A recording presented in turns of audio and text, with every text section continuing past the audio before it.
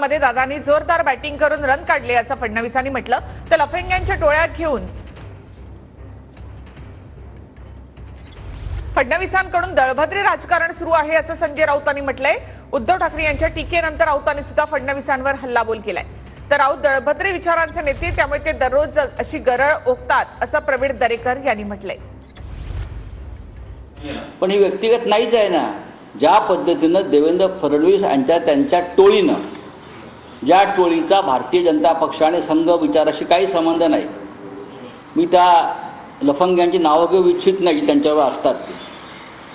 संघाला फार मोठी परंपरा आहे, हे आम्ही मानतो, पण ज्या पद्धतीनं अशा या लफंग्यांच्या टोळ्या घेऊन देवेंद्र फडणवीस यांनी महाराष्ट्रात जे दळभद्री घाणेरडं गटारी पद्धतीचं राजकारण सुरू केलं, त्याचे परिणाम महाराष्ट्र आज भोगत आहे। दळभद्री विचाराचा नेता असला की त्याला सगळं तसंच दिसतं। मला वाटतं संजय राऊत हे त्या ठिकाणी दळभद्री विचाराचे झालेत, हे रोज सकाळी गरळ ओकतात।